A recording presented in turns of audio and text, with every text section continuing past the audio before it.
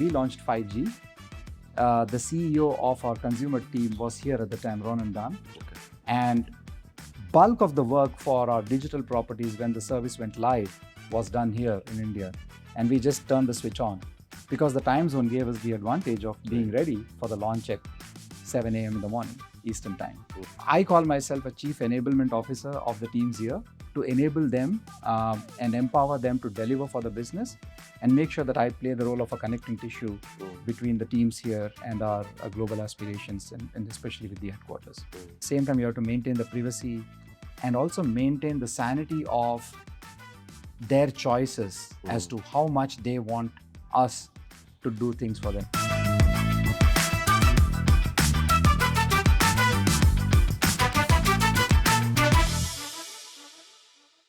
Welcome to another episode of GCC Unplugged, where we talk to leaders who are shaping the global capability centers ecosystem in India. And today I'm joined by Vijayaraman Subramanian, Vice President, Verizon India. Vijay has been with Verizon for over 2 decades and had played a pivotal role in transforming the India organization into a strategic innovation hub powering global technology capabilities. Thank you, Vijay, for joining us. It's a pleasure to have you. Thank you, Saurabh. Pleasure to meet you as well, and pleasure to do this with you. Thank you. So, as I said, you have spent over 2 decades in this organization, and you've grown from technical roles to leading one of the company's largest capability centers.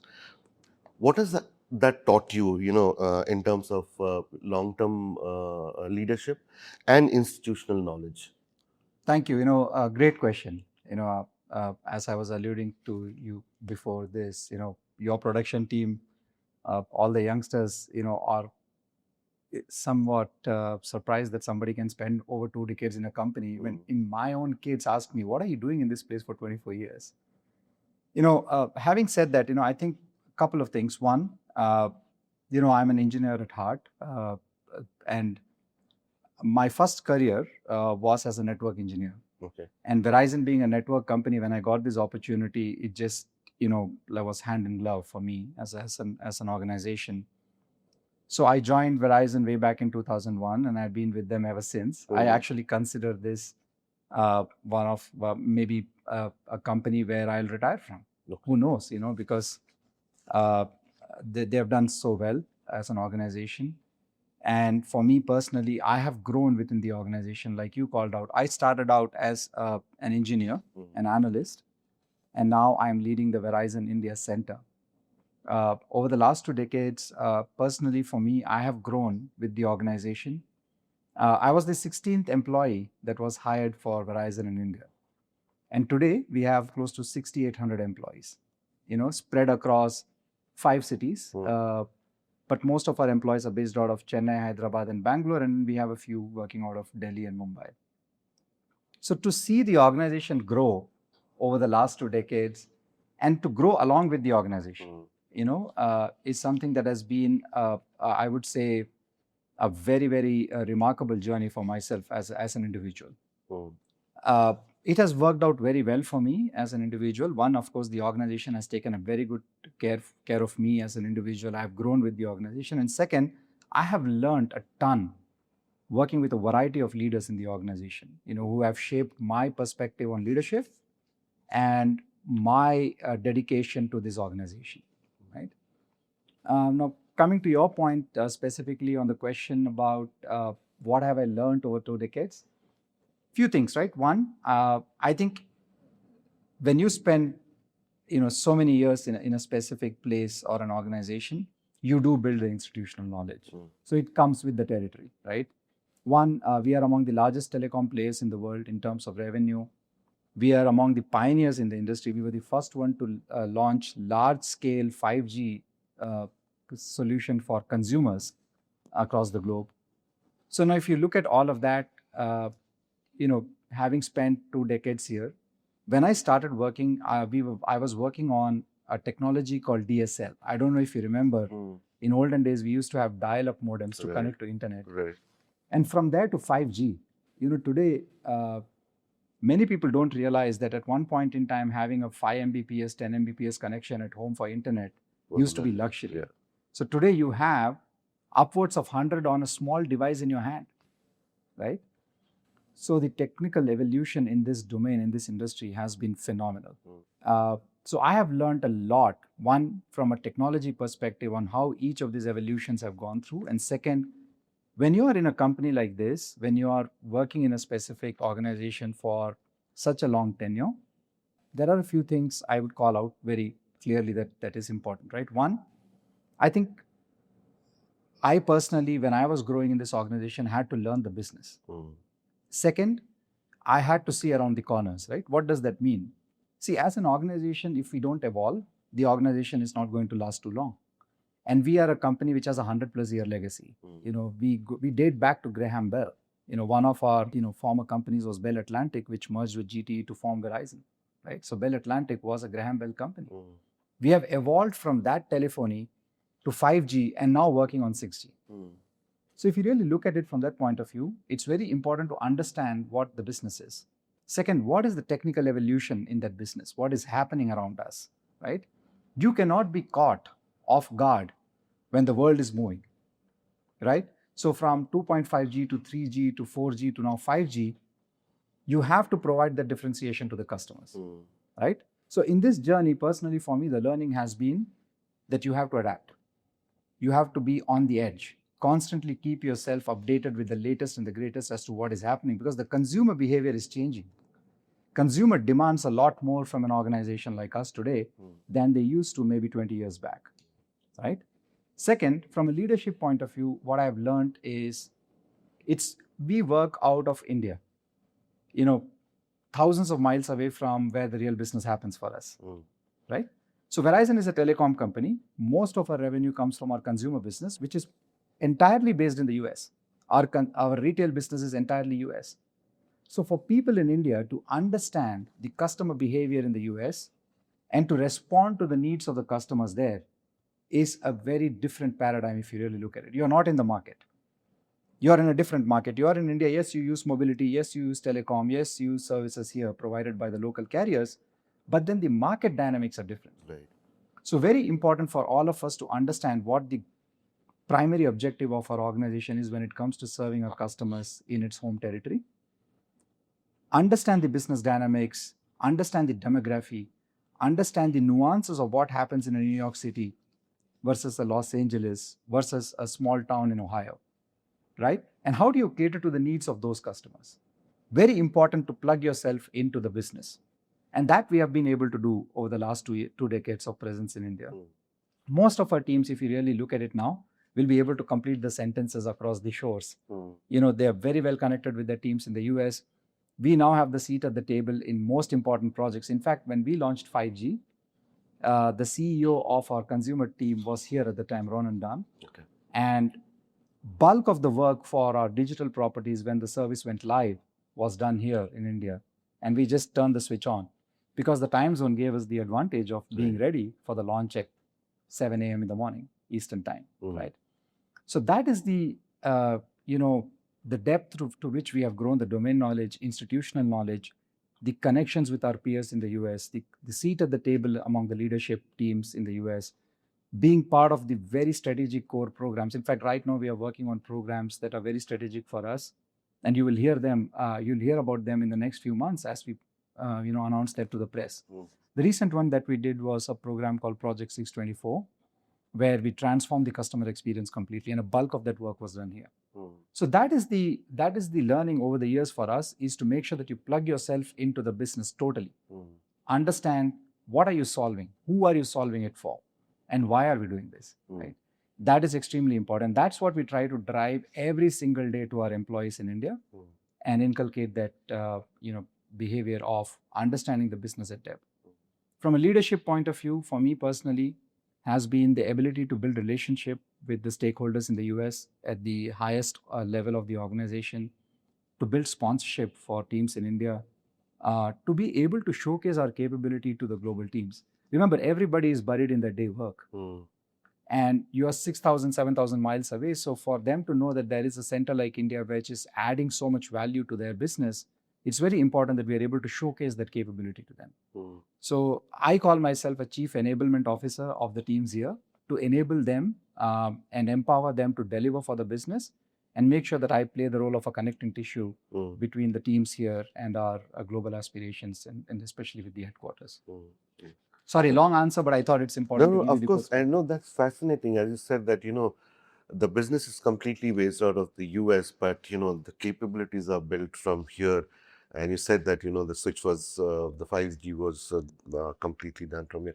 And it's when you put it that way, that from dial up to here, now, if you think of it, we have come a long way. And telecom, of course, is the bedrock of any kind of evolution, transformation, whatever we talk of. It's the bedrock. And so the India presence, it started largely, when it started the GCC's landscape.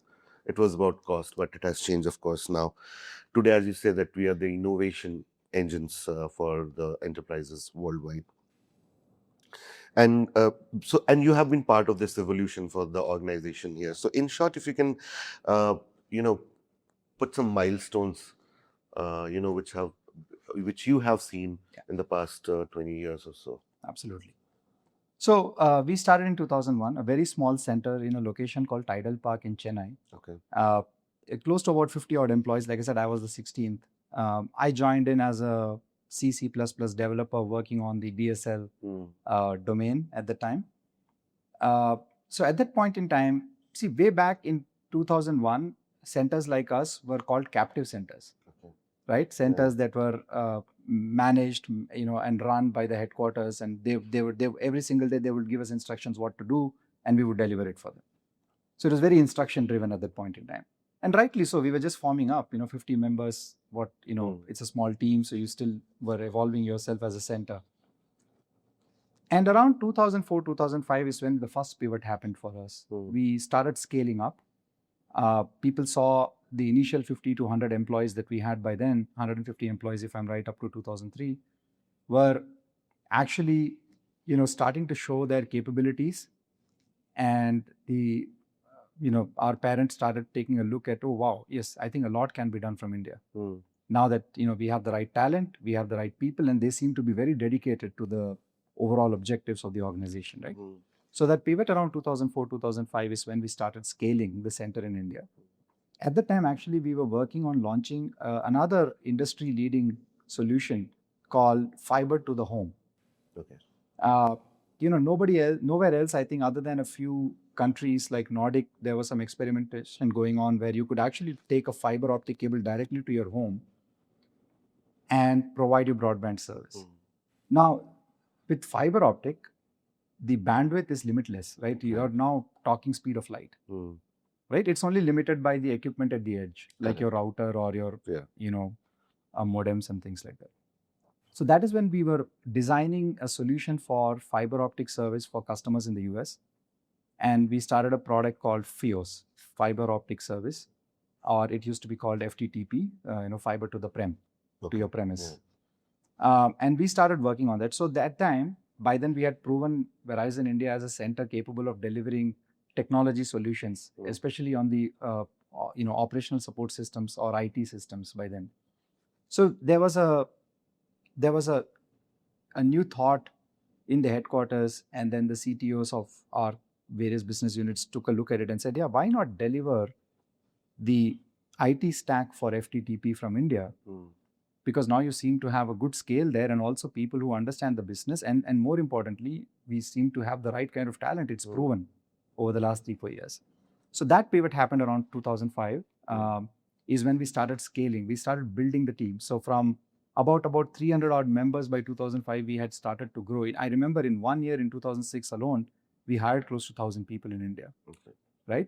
And 2005 was when we decided we should also diversify our presence in India from one city, Chennai, to other cities. And that's when we actually took lease in this building where we are sitting today. Oh, okay. In 2005 is when we started our presence in Hyderabad. So we grew into 2 cities. We started growing our headcount. And from about, like I said, 300 odd people in 2003, we were now about 1,500 in 2005 and 2006. So that was the first pivot. And more importantly, I'll tell you, it's not about the numbers alone, right? More importantly, the deliverables from India were actually extremely critical for the launch of the product.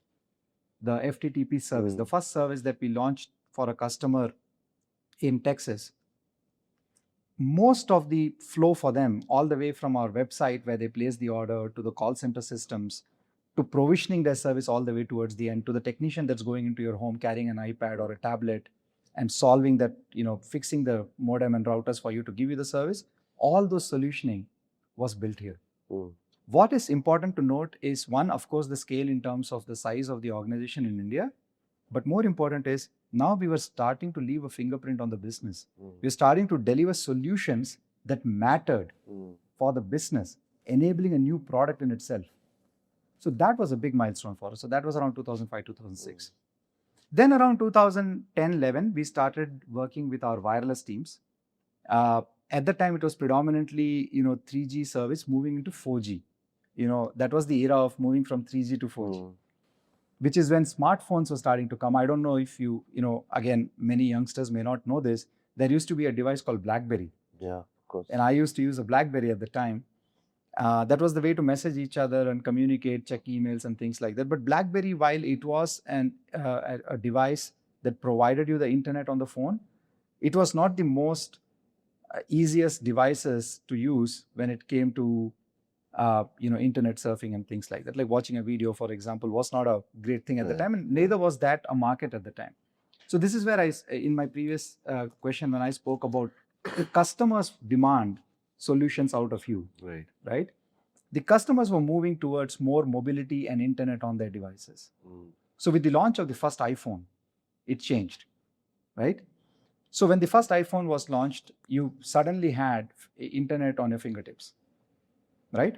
The only bottleneck was network. You could have, a great device in your hand, a laptop or whatnot, but you could not have access to data or video anywhere you went.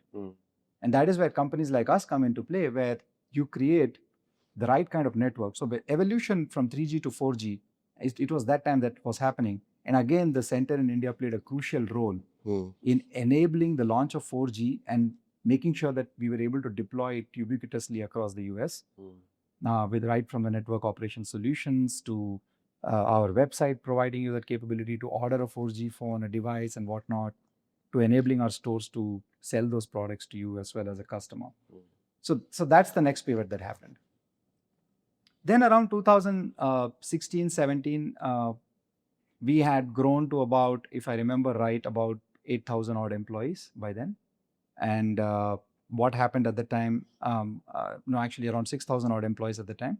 And then we were deciding, by then the DSL services and everything had started becoming legacy, right?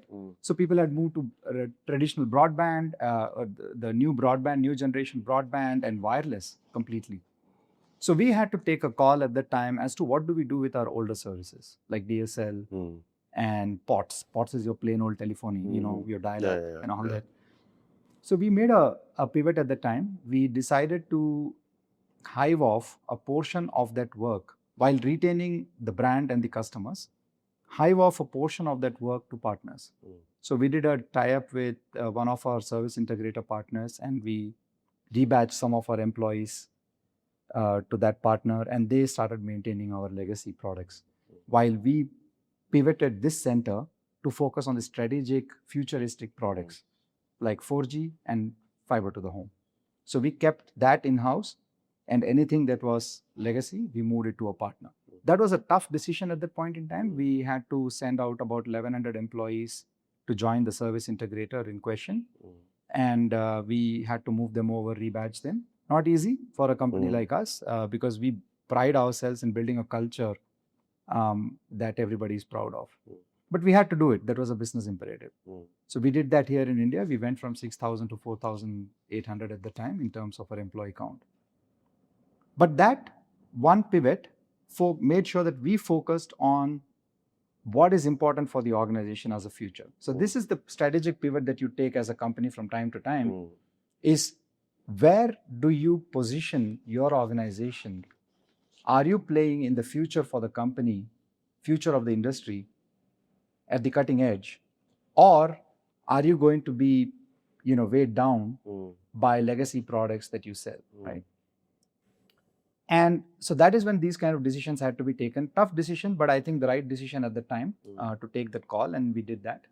But from then to now, if you look back, I think the decision has paid itself very well. For example, now our teams are completely focused on 5G solutioning, the latest and greatest products.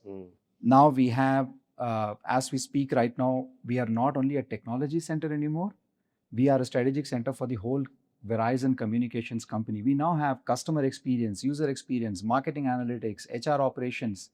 We have learning and development teams based out of the 3 locations in India.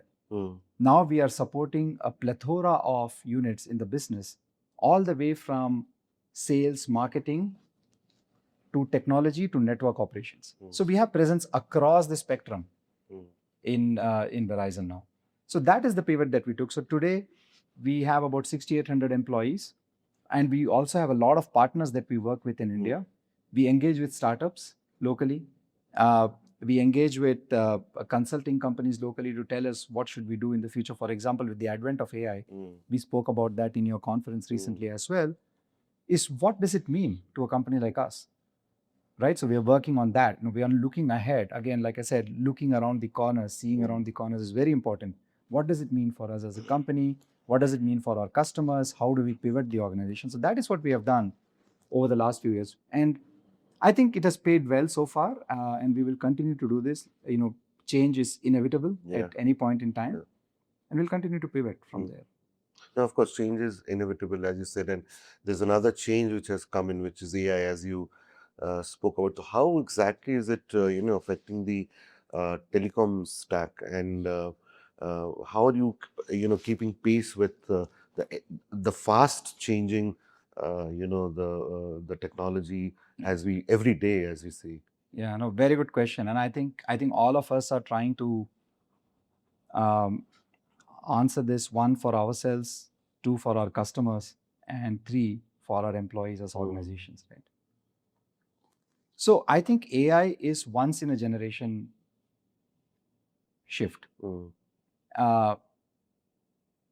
And it's also a very different kind of a shift. I'm not able to compare it with shifting from typewriters to computers to mobile phones.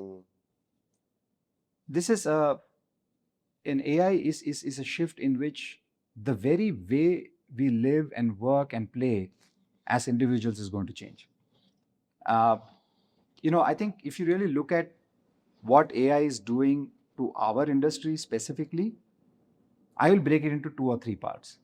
1, very important, that AI will not survive without the best network. You need network.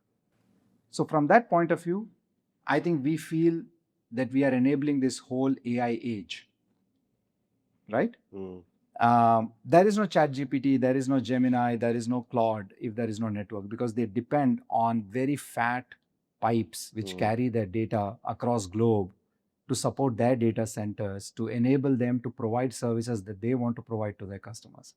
And we play in that business, right? So we provide that kind of solution to these players. So that part actually puts us right in the center of the whole AI game, right? And I think we are well equipped to take care of that. Second, very important aspect is the change in the behavior of our consumers, our customers. Like I said, in general, there are 2 ways a business works. 1, you shape the customer behavior, or the customer behavior shapes the business. In our case, the consumers are pivoting to AI first. So let me give you an example. If you have to go and find out which is the best TV to buy today, ideally you would have gone to either a blog spot that you prefer to go, like a CNET, or you would just go to Google and search for it, and it will give you a few links, and you will dabble with it, and you will figure out which is the best fit for you within the budget and the ratings and the technical feedback that you're hearing from the best experts. But you had to do all that. You had to do the research. With AI, you can just ask the question today, and it will do the research for you and tell you this is what you need. All you have to do is take a decision between option A and B. It has taken away that cognitive load completely out of you. Now, consumers are doing that, right? The same thing applies to us. Mm. So when a consumer comes and says, hey, which is the best mobile service I can take in US and I am a student in Columbia University, AI is going to give you an option. So if we are not there, we will lose the mind share of our consumers, right? So the consumer behavior will shape the way we respond to the demands. But more importantly, internally, this is the third part. Are we prepared for it? As an organization, are we prepared to win in the AI age? Now, our new CEO, Dan Schulman, has been very clear, and he has laid out a very clear strategy for us as an organization, is that we will be an AI-led telco. Okay. So we have pivoted. We have very clearly said we are going all in into AI. Now, so it actually has, again, multiple pillars to the strategy. When we say we want to be an AI-led telco, one, we have to meet the demands of our customers in the new AI age, like I gave you the example. Second, internally as an organization, we have to be ready to work in the AI age. Right. So we are now preparing our employees and our organization to leverage AI extensively to get their work done. So one of the asks that we are putting out, and again, this is just a nuance, not something that we are measuring everybody with, is like, can you be 5x of yourself? Leveraging all the AI tools that you have, right? Use Copilot, use Cursor, use Claude, use Gemini to become the 5x of yourself, right? So let me give you an example. In the software world, historically, the way I grew up was I will get a requirement document from the business and I will assess it. I will draw a diagram in my head on how the architecture should look like or in a piece of paper. Then I will choose which language to use for this. If it was front end, I would use Java. If it is back end, I would use C. This was way back. Now you could talk about, a variety of other technologies like your front end on the web-based platforms, and the back end could be anything, right? Middleware and databases. Today, all you have to do is prompt an AI engine and say, build me this. And you just have to give them the instructions like what ingredients do you need. And the best part is you give the ingredients and the recipe, it does the cooking for you. Right. So you are now taking away the entire cognitive load of a software developer and putting it on the machine. So all you need to do now is to be the best orchestrator that you can be in orchestrating the use of various tools, right? So we are enabling our teams internally to do that now and giving them all the tools. Everybody has access to every AI tool that we use as a company, and they can play around with it and they can use it and then be more productive, right? Now, why are we saying this? Our competition is not sitting idle. We can say that we will take 3 weeks to launch a new product in the market or a new package or a new promo or a new offer to a customer. Our competitor is going to do that in 2 days with AI. So we cannot just sit back. So we have to really fight in the market. We have to be prepared for it. So that is the second part of AI-led telco, where our CEO has clearly laid out that we need to think AI first in everything we do, right? The third thing is all about leveraging the insights that we get from our market, from our customers, from our field, from our sales reps, from our technicians, from our call center agents, and make sure that we enable them and make their life easier to sell a Verizon product to a customer, to service a problem for a customer, make it easy for them. And in that context, we are working on leveraging AI extensively in reducing the cognitive load on our call center reps, on our sales reps, on our field executives, on our technicians, right? Every persona that you can think of that is directly helping a customer. So that's how we are looking at AI. Personally, for me, I think exciting times, very exciting times. At the same time, you can also think of that this is disruptive. It is disruptive in one way if you look at it. But anyone who's able to take advantage of AI will actually do very well in the AI age versus somebody who refuses to accept the change. I always believe in embracing change. And if we are able to embrace this change, learn the tricks of using AI, any tool that may be, and then make it productive for yourself as an individual and for the organization, I think you've got the recipe for success. No, of course, I mean, with AI, I mean, we all are seeing in our professions also that it's a great tool, productivity tool. And So, I would like to again change the tack a little, and so we don't get to use what your your innovations are, but we definitely are very interested to know. So I'm sure that there must be a plethora of innovations that have come completely out of India and had a global impact. Can you tell us about one such innovation completely came out of India and that had a massive impact on the enterprise? Thank you. Good question. In fact, we spoke about the term captive centers, Yeah. in-house centers, capability centers, innovation centers. See, we actually took a pivot, if I remember right, about 3 years back, where we started our innovation framework and charter internally. Okay. So we actually have a very robust framework that we follow for innovation. Now, many a times we confuse innovation with doing something totally different or unique out of the box. That is not true. What we have learned over the last 2-3 years is innovation has to have a framework. So in our case, we clearly said there are 3 or 4 areas where if you can solve a problem and if you come with an idea, that is innovation in itself. You can hear Jeff Bezos saying this, right? Incrementally, if you're improving customer experience, that's innovation in itself. So in our case, it's very simple. One, am I able to come up with an idea that can increase my revenue or even get me additional customers, which is customer ads, right? Second, am I able to come up with an idea which can reduce the cost of doing something? For example, I reduce the number of calls that a customer has to make into my call center, and each call costs money. Can I reduce that? That's an example. Third, am I able to do something that will help the life of our frontline staff, which is interacting with the customer on a daily basis, right? Very simple. Fourth, am I able to do something which is helping me as an individual do my job better? It could be a small tool that I build which reduces 4 hours or 2 hours of workload on me in a week. Fine. All 4 are innovation for us, right? So that's how we put the framework. We have, like I said, an innovation framework. We run a variety of hackathons, and the way we do it is we have executive sponsors. So the president of our consumer unit sponsors hackathons that runs in India to solve a business problem, right? It could be, like I said, reducing the calls into the call centers or adding revenue, or even, just to give you an example, along with mobile connections and services, we also sell perks to our customers. For example, like you see it in India as well, you can get a Netflix subscription, you can get a YouTube Premium, you can get Hulu, HBO on us, right? We give you that.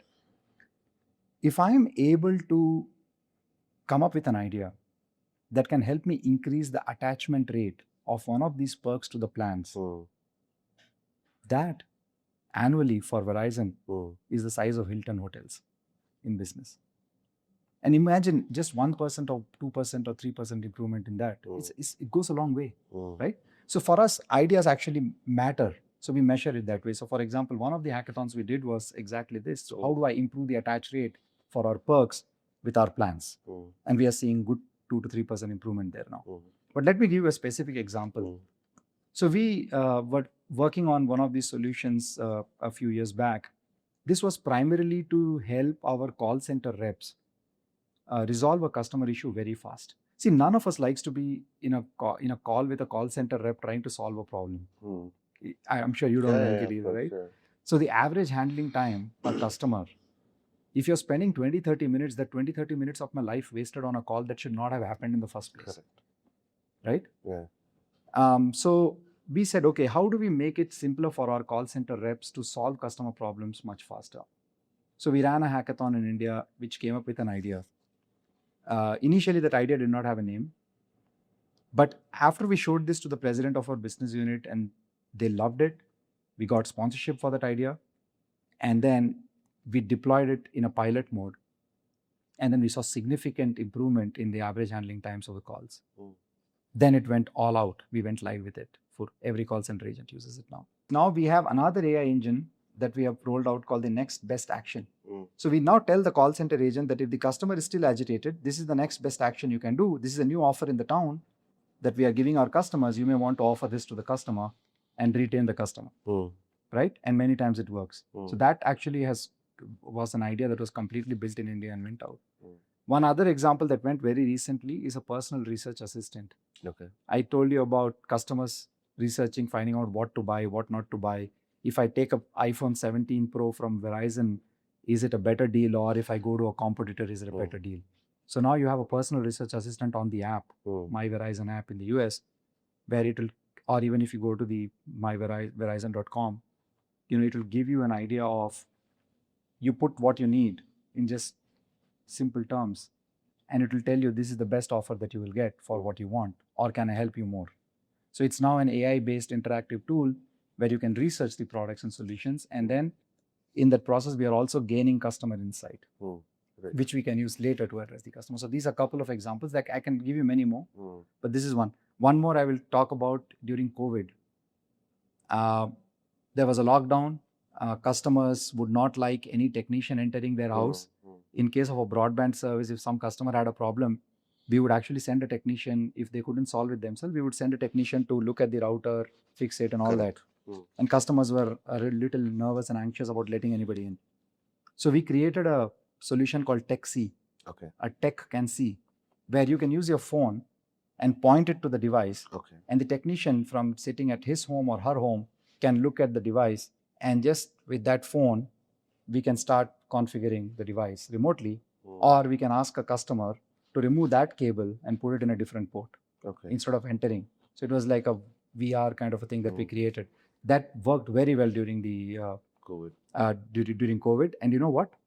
Every time we send a technician, we spend hundreds of dollars because they have to go in our vehicle, go to their place, spend time, fuel. This saved us money as well. So double, impact for this kind of innovation. This is another example of innovation that went from India. Quite a few of them, but these are some very hard-hitting ones that we have seen. All of them have been recognized at the highest level in the organization as well. No, that's fascinating. I'm sure that the one that you talked about, COVID, I'm sure that's still continuing because it would save We money. still use it, absolutely. Yeah. All right. Vijay, final question. We talked about AI, things are changing rapidly, and I at least see it changing very rapidly, another 5-10 years going ahead. How do you see the telecom space, especially the capabilities that you built here, changing? How will it look like another, say, 5 to 10 years from now? Very interesting question. I think there's a lot of theories out there, and I think some companies are already working on it, right? I think what you will see is the device becoming very powerful. It's already very powerful. The phone that you carry in your hand today It's almost a computer. is extremely powerful. It's like it's actually as good as a computer. Yeah. And with the advent of AI, what is happening is that you will start. It's already happening, and you probably use it already in your day-to-day life today a little bit. Is that very soon you may not have to hold the device in your hand to do anything, right? You may have a wearable, you may have a tech that attaches to the device. For example, your AirPods can become a smart device where you can just instruct the phone to do something. Like you can just say, hey, my phone, or whatever you call it in, different terms that you use, or whichever AI tool you want to use. Like, hey, can you just move my meeting? Or can you book a hotel reservation for me? I'm driving right now. It looks like I'm stuck in the traffic. Can you move my meeting by 10 minutes? It's all just going to happen by instruction. And I think that is, in my opinion, the low-hanging fruit. You will see that happening very soon, actually. In fact, today, if you have paid versions of AI, you can do some of this already, right? What you will see is the next thing is the experiences are going to change. See, end of the day, a product sells when they provide the best experience, unique or best, right? So it has to appeal to a customer. So you're going to see a lot of companies coming up with amazing experiences which cannot be enabled without a network, and you will need a device to enable that, right? So let's take, for example, your friend goes to a concert or a stadium to watch a game. You're not able to be there with them, but you want to be in a huddle with all your friends. They're in different cities, different parts of the world, but only 2 of them are in the stadium and 3 of you are somewhere else, and you want to huddle together and do this. I think AI and AR on top of AI, along with ubiquitous network and quality of network, solid network, which is where we play, will actually enable these experiences for you. Mm. Then there's a bunch of other things that's going to happen. The way we operate in our life, our own behaviors are going to change. Mm. It is very surprising. I think 10 years back, if I'd asked you, Saurabh, if you would ever buy grocery Mm. day to day online, I don't think you would have said yes. Today, literally my household depends on instant delivery. Same here, Yeah. No, none of us thought about it. Mm.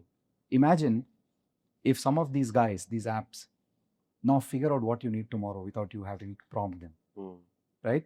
Today you have to go to the app and tell them I need 4 packets of milk, 1 packet of cheese, two packs of bread, and deliver it to me in 8 minutes.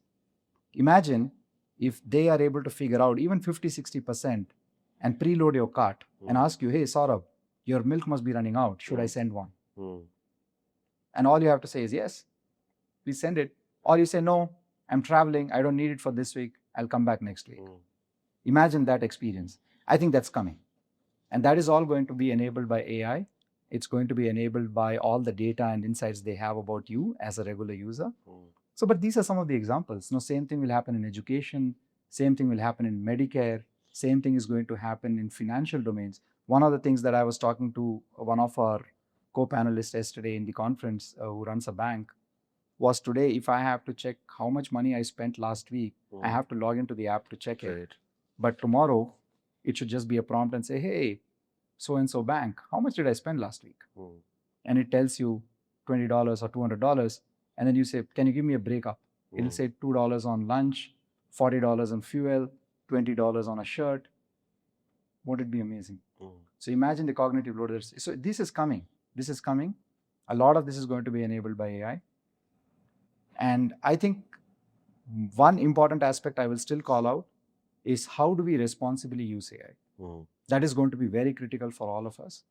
So at Verizon, we have a responsible AI principle, which involves our legal teams, our communications teams, our human resource teams, and also the technology teams, which come together to say, where do you stop? Because at some point, a customer may not want certain things done in a certain way. Right. And at the same time, you have to maintain the privacy and also maintain the sanity of their choices as to how much they want us to do things for them. How much do you flex AI? Right. And I think that is going to be very important. So I think as long as we do it responsibly, the solutioning and products and roadmap is just unlimited in my opinion. Only limited by the number of data centers and power. Correct. Over a period of time. Yeah. And telecom is going to be the center of it. The network is going to be the center of it, absolutely, to enable all this. And it's only going to get better, trust me. Yeah, of course. So, before we started this, we talked about PCOs where we would put a coin and, dial the numbers. Yes. And from there to what you're telling me now is the future. And already we are seeing this happening.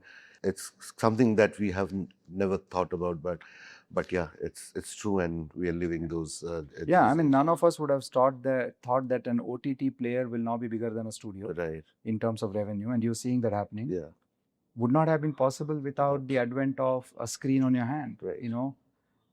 So world is changing rapidly around us, and I think, I personally think that some of the things that we think of today.